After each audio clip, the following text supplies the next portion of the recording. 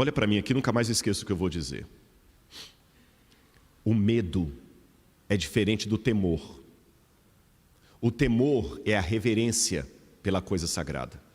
Temei a Deus e dá-lhe glória. O temor é a reverência, é o reconhecimento da majestade e da grandeza de Deus.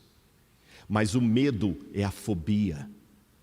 Isso eu estou pregando nesta manhã para pessoas que estão com destemor, eu alerto: temam a Deus e deem glória a Deus.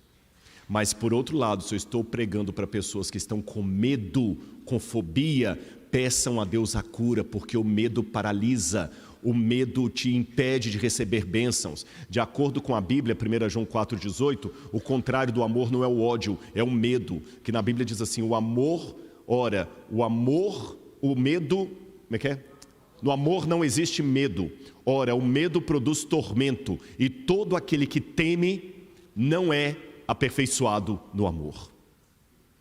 Tem muitas pessoas que passam a vida toda solteiro, que ele tem medo de casar e não dá certo. Tem pessoas que passam a vida toda como carona, porque ele tem medo de pegar o carro e bater. Há pessoas que não estão podendo ser sacerdotes, porque estão com medo de Deus. E o que te faz ter medo de Deus? É porque você sabe que está em falta?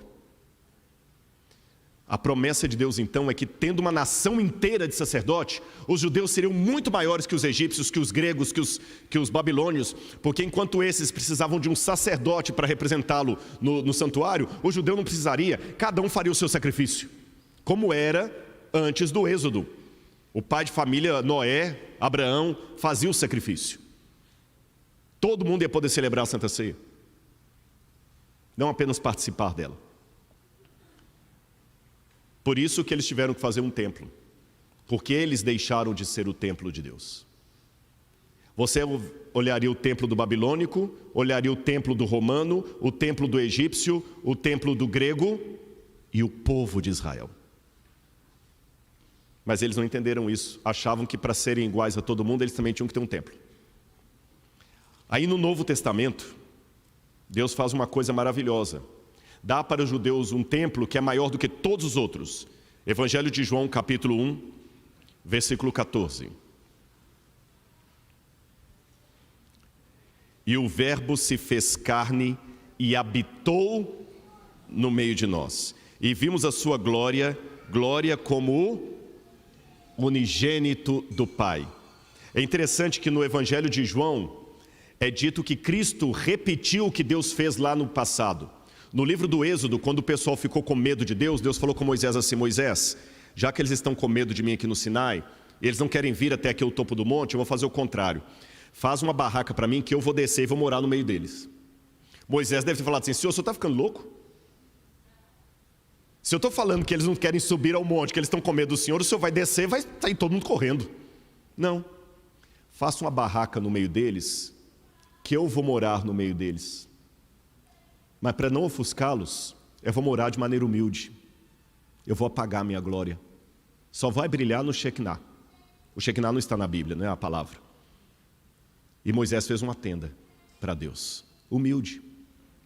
No Novo Testamento, esse movimento se repete, quando Deus faz novamente uma tenda para si, o corpo humano, e Ele vem habitar no meio de nós. Isso torna o verdadeiro templo judeu, que é o Jesus, que é o Messias, maior do que todo outro. Porque nenhum povo da humanidade teve Deus habitando no meio deles. Eles tiveram. Ele veio. E essa bênção não para aqui. Sabe onde é que ela vai mais? Eu vou falar onde é que ela vai. Ela vai mais além, porque em Apocalipse capítulo 14, Jesus fez uma promessa, verso 17. Apocalipse 14, 17. O Espírito da verdade, que o mundo não pode receber, porque não o vê nem o conhece, vocês o conhecem, porque ele habita com vocês e estará com vocês. E no verso 23 ele complementa: se alguém me ama, guardará a minha palavra, e meu Pai o amará, e viremos para ele e faremos nele morada. Deus promete nos dar aquilo que foi oferecido aos judeus. Nós podemos ser hoje uma nação de sacerdotes, povo eleito de Deus, uma nação de templos. Por quê? Porque o Espírito de Deus habita em nós. O nosso corpo se torna templo do Espírito Santo. E essa é a coisa mais linda, porque eu sei que por mais grandiosa que seja a pirâmide de Quéops, o templo de Karnak,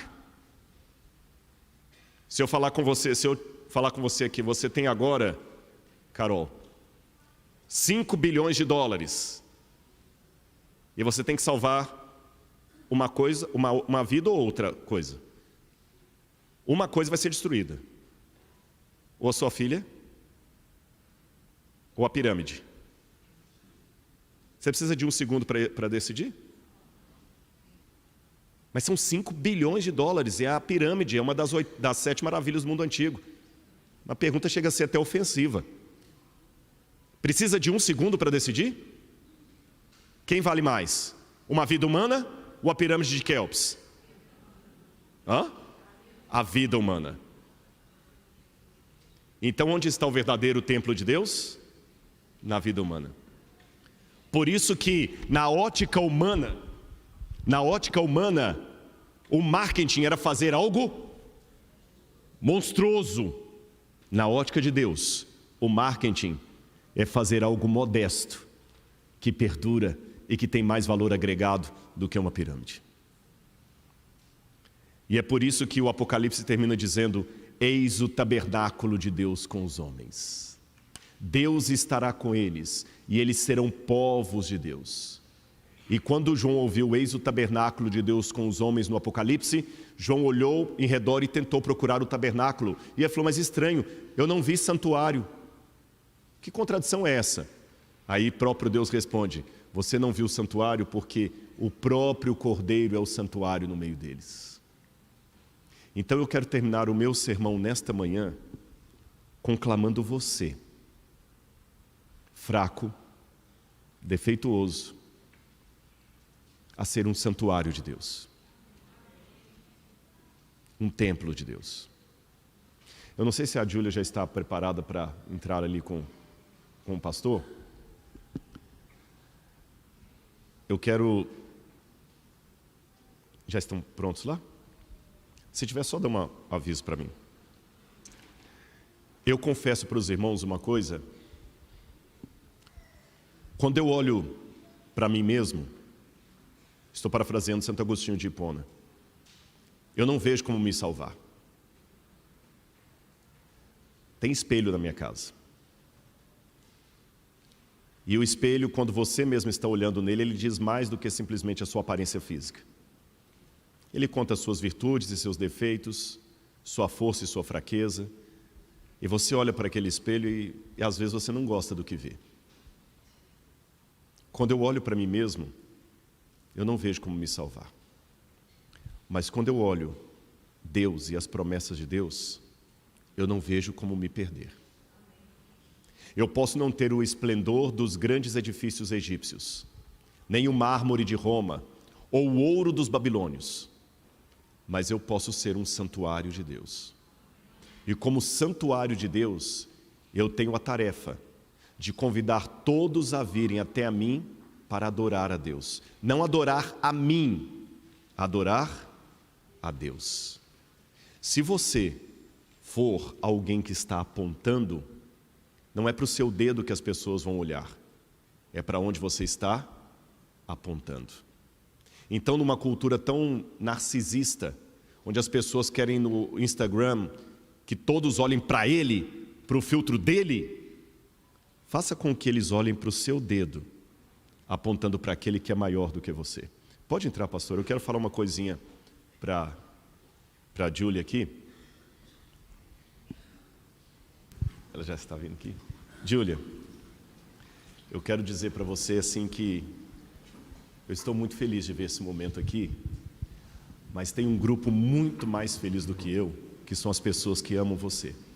Mas tem um grupo muito mais feliz do que as pessoas que amam você, que são os anjos de Deus, que estão celebrando nesse momento a sua decisão. Porque Jesus falou na Bíblia que sempre que alguém se entrega a Ele como Salvador, publicamente, há uma festa no céu. E eu preguei hoje aqui sobre nós sermos santuários de Deus. O meu desejo para a sua vida é que você seja realmente um templo do Espírito Santo. E que todas as pessoas, quando chegarem em você, falem assim: você é diferente, né? O que você tem de diferente? Será que é o seu cabelo, é o seu olho, é o seu rosto, é a sua roupa? É o que você exala, a presença de Deus. Eu sei que você tem defeitos como eu tenho defeito, o pastor tem, todo mundo, mas eu quero que você olhe uma foto última que eu vou mostrar. Consegue ver aquela foto daí? O pessoal está vendo essa foto? Aquela foto, Júlia, é uma foto real. Aquele anãozinho que está sendo carregado ali chamava-se Samir. E o altão que está carregando Samir nas costas se chamava Muhammad.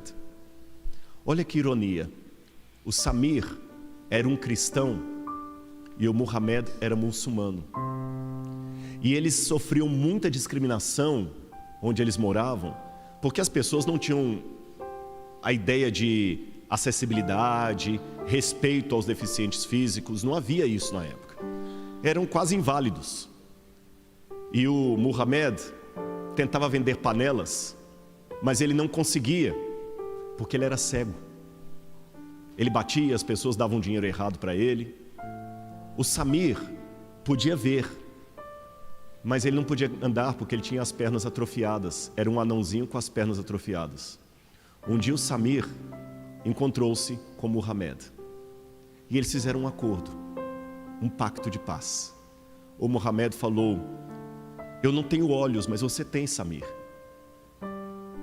E o Samir: eu não tenho pernas, mas você tem, Muhammad. E por longos e longos anos, o Muhammad emprestava as pernas dele para o Samir, e o Samir emprestou o olho dele para Muhammad. E essa foto foi tirada dos dois, e eles andavam por toda a cidade. Os dois tinham defeitos, deficiências, limitações, mas um permitiu que a sua limitação trouxesse o outro para a vida dele, e o outro permitiu que a sua virtude suprisse a limitação do outro. Em contrapartida,